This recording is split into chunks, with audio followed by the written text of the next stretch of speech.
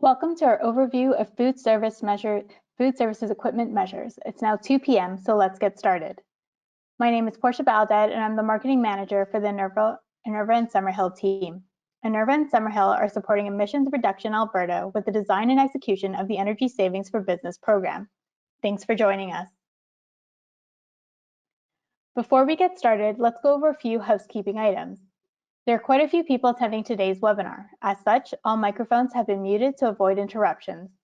Throughout the presentation, you can submit questions to our team through the control panel's questions feature. We'll answer those questions during our Q&A period at the end of today's webinar. If you can't resolve your technical issues or need to leave early, we will be posting a recording of this webinar on the ESB program website. It will include both the presentation and the Q&A session. Today, we'll begin with a brief program overview, including eligible measures categories.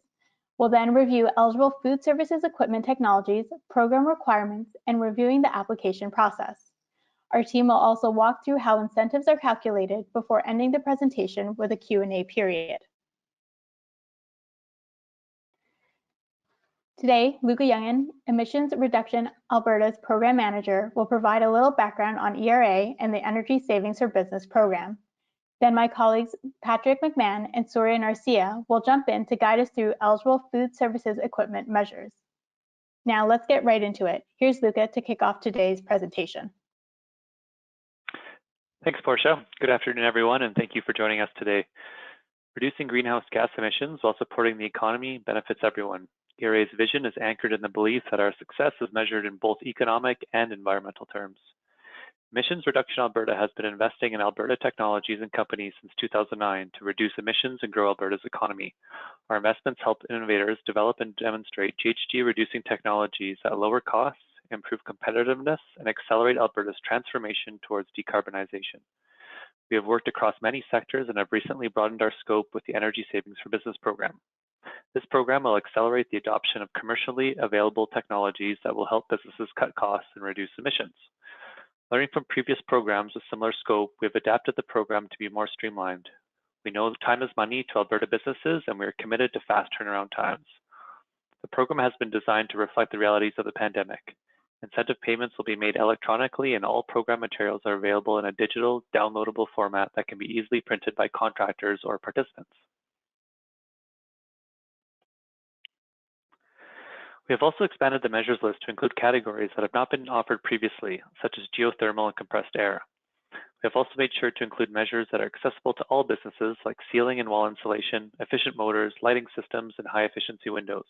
We'll have over 300 measures to offer in this program. Today's category of measures is the latest addition to the program. Efficiency is everything in a kitchen. Menus are designed to minimize food waste, cooking times are memorized to help get dishes out promptly, and counters are wiped down to reduce risk. Having reliable and energy-saving food equipment will help increase that efficiency by cutting utility costs down while keeping up with high demand during service. We'll continue to host more events like this one to help guide contractors and applicants through the program. If you missed any of the past webinars, we will post them on the website. To register for future webinars or view recordings of past webinars, please visit eralberta.ca/ESB. Before we get into the details of today's webinar, we wanted to share a quick note about the application process. We are seeing incomplete applications submitted in order to secure funding reservations. Submitting an incomplete application does not secure funding. If a pre-project application is submitted but is not approved, it does not hold a place in line for incentive reservation. The incentive is only reserved after the pre-project application is approved. It is important to submit good quality applications with complete documentation so the review cannot occur in a timely manner. If the application is incomplete or is missing key information, it creates delays in the review and approval process, as it will be returned to you for more information. With that said, we're glad you could join us today to review food services equipment measures. I will now pass it off to Patrick and Surya to take you through how to apply for this category of incentives. Thanks for that context, Luca. I'm Patrick McMahon, the Contractor Experience Manager on the Enerva Summerhill team. We're proud to support Emissions Reduction Alberta through the delivery of the Energy Savings for Business program. To those on the line, thank you for calling into the webinar today and for your interest in the program. Today's webinar will cover measures identified under the Food Services Equipment Measure category. We'll provide some context on each of the measure types, including a review of the indicative components of an application process. Then, as Portia mentioned, we'll showcase incentive calculations with an example. Let's get cooking, started with ovens. Today, I'm joined by my colleagues Surya and Arcia, who will help contextualize the energy savings opportunities of the measures we'll cover today, highlight program eligibility considerations, and share critical application requirements. Welcome, Surya. Hello, Patrick. Thanks for calling in to those on the line. Surya, could you tell me what's new with ovens these days and what makes them more energy efficient? Well, yes, as you know, ovens are we call them the workhorses of commercial kitchens. And in fact, a lot has happened over the years in oven technology as the food service market continues to grow. There are two major aspects when it comes to energy efficiency of ovens. The first one is the cooking efficiency. This is the amount of energy absorbed by the food product compared to the total energy used. And the second one is the maximum idle energy rate, which represents the energy used by the oven while it is maintaining or holding at a stabilized temperature. So the technology has evolved into designing and manufacturing ovens with higher cooking efficiency and lower idle energy rates. For example, a standard gas oven, a standard gas convection oven have a 30% cooking energy efficiency and an idle energy rate of 18,000 BTU per hour, while an equivalent size Energy Star certified gas convection oven must meet the specification requirements of at least 44% of cooking efficiency and the idle energy rate of 13,000 BTUs per hour.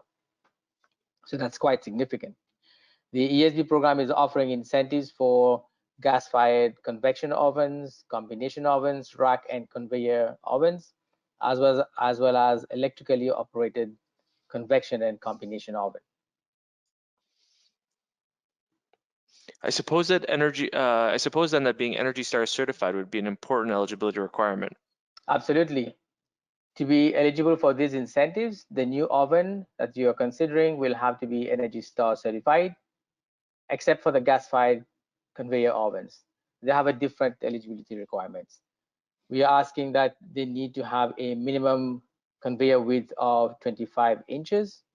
They need to have a minimum cooking efficiency of 42% and an idle energy rate of 57,000 BTU per hour or less. And to apply for an incentive, you will need to provide the specification sheets of the new equipment along with the Energy Star unique ID, the equipment operating hours, the manufacturer's name, and the model number of the selected equipment. Thanks, Surya. We'll take the opportunity here to showcase the process to add a measure to the pre-approval project application. And we've selected an Energy Star gas-fired convection oven as an indicative application. Adding a measure can be completed by the participant, who's the building owner or leaseholder, or at the participant's discretion, they can enable their eligible contractor to complete this component of the application process on their behalf. The addition of a measure starts on step 4 of the pre-application approval process by clicking the Add Measure button at the top of the web page that you'll find there. All of today's measures will be associated with the food service measure category, and for this example, we'll follow the drop downs for the measure type, oven, and then select the specific type of eligible oven to add to the application. When the specific measure is selected, the form expands to identify the balance of the measure-specific information required to add the measure to the application. This is a typical example of what's required and showcases how the measure requirements will be collected. The measure-specific information starts with the quantity of the same measures being added. Since this particular measure requires an Energy Star certification, the Energy Star ID is required, and the product specification sheet needs to be uploaded. An estimate of the annual hours of operation is required, as well as the manufacturer name and specific model number intended to be installed. The next food service measure we'll cover is hot food holding cabinets. Surya, I realize that hot food holding cabinets are an essential element in a commercial kitchen. How have these products been improved? Yes, indeed. Hot food holding cabinets are now available with improved insulation. They have more precise temperature controls, and they have higher efficiency doors as well.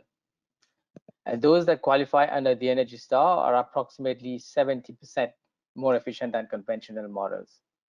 And manufacturers would use high quality components and employ innovative designs to meet those energy levels, energy efficiency levels. Incentives are available under the ESB program for full size or 3/4 size or even half size cabinets. And there are different rates for each size. You can check the measures list for more information. To be eligible for these incentives, similar to previously we mentioned for the ovens, the new equipment have to be Energy Star certified. And when you are submitting an application, provide us with the specific unique ID of the equipment, the Energy Star ID, the equipment operating hours, the manufacturer's name, and the model number selected. With the eligibility and application requirements known, let's take a look at the application process for adding a hot food holding cabinet.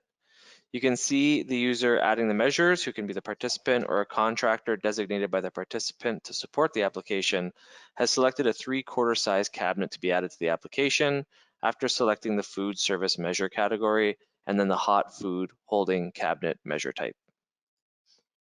By selecting the measure, the form expands to prompt the collection of the measure-specific information, starting with the quantity of the specific equipment that's been selected through the dropdowns. In this example, this is a 3/4 size hot food holding cabinet. If additional HFHCs are being added, but are of different size, they would need to be added separately. In this case, Energy Star is a requirement for all products in the measure category, so the Energy Star ID is required, and the specification sheet for the product needs to be uploaded by dragging the file into the gray area or tapping to explore to find the file to add to the application. An estimate of operating hours is required, then the manufacturer name and model number. The balance of inputs relate to cost and will be discussed later in the webinar. Coming right up are gas or electrically fired fryers. Surya, what emissions reduction advantage can new fryers provide to operators of a commercial kitchen? Yes, commercial fryers have come a long way to improve a number of aspects in the designs when it comes to energy usage. These days, you will see highly efficient heat exchangers for both electrical and gas operated fryers in the commercial space. You know, those yummy fries that we all love? Well, there's a lot of energy that must be spent to get them hot and crispy in your hands. In a commercial kitchen, these fryers are running almost all day long. So it will be really good opportunity to take advantage of the incentives and upgrade your equipment to newer and more efficient equipment. It is known that the Energy Star certified standard size electric vat fryers are at least 14% more efficient than the regular models. And while the Energy Star certified large vat fryers, the electric fryers, they are 35% more efficient than the regular models. So it makes sense to consider, and at the same time, you know, when you're using fryers, the hot gases around heating up the space, that causes comfort issues and other issues, and then you have to run your air conditioners faster or more. So this helps if you get more efficient equipment. We recommend you check the measures list to see the different incentive rates. To be eligible for these incentives, it's very simple again. What we need is just the Energy Star certification. And when you submit an application, provide us with that unique ID. Provide the equipment operating hours, the manufacturer's name, and the model number selected. Thanks again for that review. And here we'll go again on how to add a fryer to a pre-approval application. The user adding the measure will click the Add Measures from the top of the web page in Step 4 of the pre-project approval application and work through the food service measure category. Then choose between the standard vat fryer or large vat fryer from the measure type dropdown, then the specific measure based on previous selections. Once a specific measure is selected, the form expands to collect the measure specific information, starting with the quantity of the specific measure that's been selected through the dropdowns that we just covered. Here again, Energy Star is an eligibility requirement for fryers, and the Energy Star ID is required through the form submission. The specification sheet for the product needs to be uploaded, and the estimated annual hours of operation needs to be inputted. Finally, the name of the device manufacturer needs to be inputted, along with the model number before costs are added. And again, we'll discuss the cost section later in the webinar. Up next are high temperature dishwashers. I can imagine this equipment requires a lot of energy and water to keep everything spotless. You're absolutely right, Patrick. In addition to energy for heating, commercial dishwashers are also water hogs. They use a lot of water. But the newer models have significantly improved the designs, especially with regards to nozzles and rotating arms and the interior operating pieces, as well as they use sophisticated sensors and controls to optimize the washing and rinsing operations. There are also improvements in heat exchanger designs that optimize the usage of energy for heating the water and the air for the sanitizing cycles, for example. Overall, the models that are certified under the Energy Star have achieved as much as 40% reduction in energy, as well as water usage. The ESB program is offering incentives for single tank and multi-tank conveyor, as well as stationary single tank door and under counter high temperature washers, high temperature dishwashers. There are very attractive rebates that you will notice in the eligible measures list. To be eligible for these incentives, once again, the equipment have to be Energy Star certified. And when you submit the application, provide us with this ID, the equipment operating hours, the manufacturer's name, and the model number. The process to add a high temperature dishwasher to the application is very similar to the previous examples. The measure is added at step 4 of the pre-project application by the participant or at their discretion their eligible contractor. High temperature dishwashers are listed explicitly within the high temperature dishwasher measure type after selecting the food service measure category first. When the appropriate piece of equipment is selected, the measure specific information expands, starting with the quantity of the same measure planned to be installed and the Energy Star ID for the product. The specification sheet for the piece of equipment can be dragged into the gray area to add to the measure, or click and it will prompt an opportunity to find and add this critical supporting document. The final data points include estimated hours of the equipment is expected to operate, the manufacturer name, and specific model number before costs are added. And again, we'll cover that in a few more slides. Griddles are next, and these surfaces must require a lot of energy. How or what would make a new griddle sufficiently more efficient for inclusion in the Energy Savings for Business program? Indeed, it's actually very nice when you see the food sizzling on those open griddles, which arouses one's hunger just hearing the sound of it. But yes, they do consume a lot of energy, and a significant amount is also lost to the atmosphere and heat of the space. And you can imagine in summer times, this is quite undesirable and increases the load on the air conditioning equipment, in addition to causing other comfort issues. The new griddle designs have improved efficiency by the use of highly conductive or reflective plate materials, which enables the cooking to happen faster and therefore use less energy. As well, they use improved thermostatic controls to manage the temperature. Insulation is also greatly improved. The Energy Star certified units are approximately 11% more efficient than the regular ones. And the ESB program is offering rebates for both gas-fired and electrically operated griddles. To be eligible for these incentives, once again, the new equipment will have to be Energy Star certified. When you submit an application, provide us with the ID, the annual operating hours of the equipment, the specification sheets, as well as the manufacturer name and the model number. The addition of the Energy Star rated gas fire or electrically fired griddle can be added when a user clicks to add a measure from step 4 of the pre-project approval portion of the application, having selected food service as the measure category, griddle as the measure type, and then choosing the appropriate griddle from the measure dropdown. Similar to most of the other applications we've reviewed, the measure-specific information includes the need to provide the quantity of the specific measure being added, the Energy Star ID, and a specification sheet as an attachment. The estimated hours of operation for the griddle need to be provided, along with the name of the manufacturer and model number of the piece of equipment intended to be installed. The penultimate measure is in now what feels like a comprehensive tour around a commercial kitchen is a steam cooker. Surya, I've noticed a lot of hot vapors around steam cookers in the past. I imagine this makes the space unnecessarily hot, and it seems to make the workspace really messy. You're right. It's like a sauna. Steam cookers, as the name suggests, uses steam to cook, and if the equipment is not sealed properly, steam will escape and move around and condense and create a lot of issues. Fortunately, we have new designs that have significantly improved in the tightness of the equipment, making it more of a closed system where everything is inside. And at the same time, this improves the cooking process. The new equipment also have improved insulation.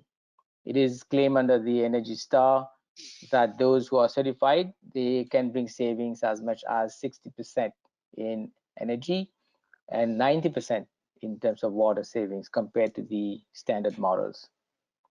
And you can imagine with less steam escaping, that's less moisture, less grease or oil that's carried along to condense on the surfaces. So it's both an energy and cleanliness win-win. The ESB program is offering rebates for both gas-fired and electrically operated steam cookers. And to be eligible, we need to have the Energy Star certification, provide us with the ID when you submit an application, provide us with the specification sheets, the equipment operating hours, the manufacturer's name, and the model number. The process to add the steam cooker is consistent with previous examples. The measure is added at step 4 of the pre-project application by the participant, or at their discretion, their eligible contractor. Gas-fired or electric-fired steam cookers are found within the food service measure category and are the only two options from within the steam cooker measure type. Once the specific measure is selected, the form expands to collect the measure-specific information, starting with the quantity of the particular measure that's been selected through the drop-downs we just introduced. Here again, Energy Star is an eligibility requirement for steam cookers, and the Energy Star ID is required through the form submission. The specification sheet for the product needs to be uploaded, and the estimated annual operating hours needs to be inputted. The final pieces of information include the manufacturer name and model number of the product that's planned for installation, and a selection of the number of pans from a drop-down. Our last measure from the food service measure category is demand control kitchen ventilation. Surya, how does ventilation fit within the Energy Savings for Business program? As you would imagine, ventilation in any type of kitchen is of paramount importance, and even more in a commercial kitchen. To achieve the right level of ventilation according to the building code, kitchen systems utilize exhaust fans in the hoods, along with the makeup air fans that supply fresh air while the contaminated air is being continuously thrown out. That said, the system is very often operated continuously during the day, even though when the cooking is not happening, or rarely they may be manually turned off in the absence of those automatic controls, but this may risk not being in compliance with the code.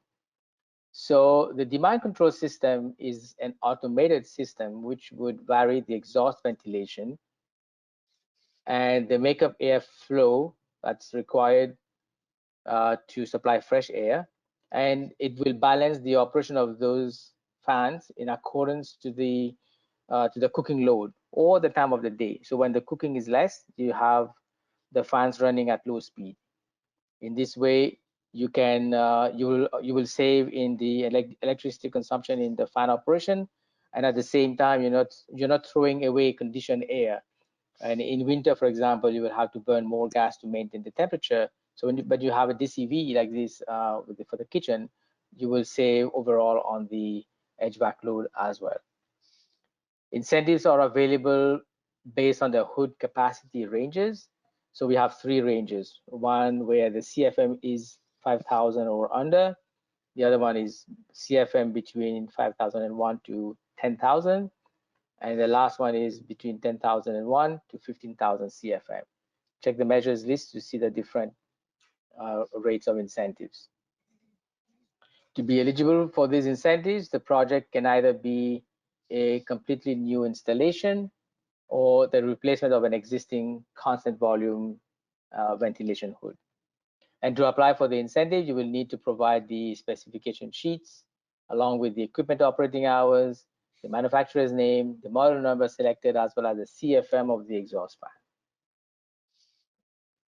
To add demand control kitchen ventilation to an application, the user will select the food service from the measure category drop-down, then demand control kitchen ventilation as the measure type, before choosing the specific measure being added based on the CFM of the equipment. The measure selection will prompt the application to open up to collect the measure specific information, starting with the quantities of the specific measure being installed and an opportunity to add a specification sheet. The annual operating hours of ventilation system is required, and the equipment manufacturer name needs to be inputted along with the model number. Before costs are added and the measure is ultimately added to the application, the specific CFM for this installation is required to be inputted. This leads to the common emissions and cost portion of all measure addition modules.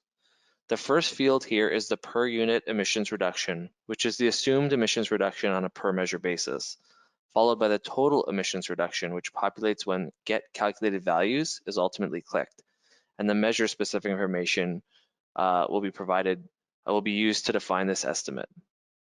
The balance of inputs required to complete the measure addition include costs, and they're divided between equipment and material costs, labor costs, and design costs. When multiple measures will be included on a single application, costs such as labor for installation or eligible design or audit costs should be allocated across the various measures on the application. When this is necessary, it will be helpful as a tip to share how costs were allocated in a simple summary document added at step 5 in the application.